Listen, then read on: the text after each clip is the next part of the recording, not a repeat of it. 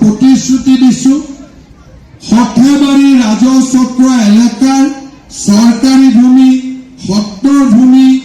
চৰণীয়া ৰিজাৰ্ভৰ পৰা অচিনাকি মানুহবিলাকক এইবাৰ আমি এভিকশন কৰিমে আপোনালোকক মই প্ৰতিশ্ৰুতি দিছো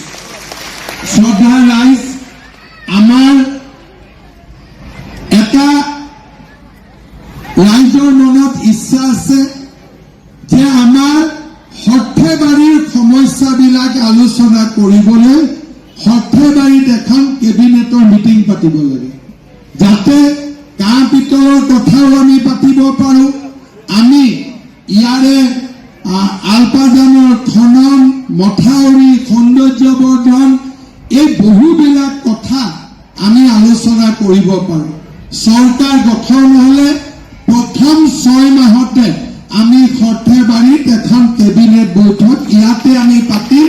যাতে সৰ্থেবাৰীৰ সমস্যাবিলাক আমি সমাধান কৰিব পাৰো বাপুজী মহাবিদ্যালয়টো আমি বিজ্ঞান শাখা কৰি দিম আজিয়ে মই আপোনালোকক প্ৰতিশ্ৰুতি দিছো শ্ৰদ্ধা ৰাইজ আমাৰ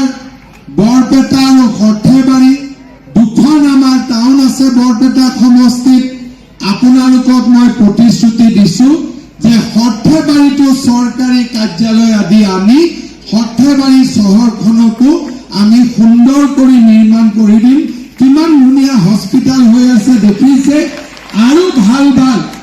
অফিচ কাছাৰী মই সৰ্থেবাৰীত আনি দিম পাৰিলে সৰ্থেবাৰী আৰু বৰপেটাৰ মাজত ৰেলৰ কানেকশ্যনো কৰি দিব লাগে নে নালাগে এইটো মোৰ টাৰ্গেটত থাকিব যে সৰ্থেবাৰী আৰু বৰপেটাৰ মাজত ৰেলৰ কানেকশ্যন আগতে মানুহে মোক ক'লে বিশ্বাস নকৰিছিল এতিয়াতো দেখি আছে কিমান ডাঙৰ ডাঙৰ ব্ৰহ্মপুত্ৰৰ ওপৰত ব্ৰিজ আমি বনাই আছো আজিকালি মানুহে বিশ্বাস কৰে যে অসমে কৰিব পাৰে আগতে ভাবিছিল ক'ত হ'ব এতিয়া অসমে কৰিব পাৰে বৰপেটা বহৰী এই অঞ্চলবিলাকৰ সত্ৰ সংস্কৃতি কৰি দিয়া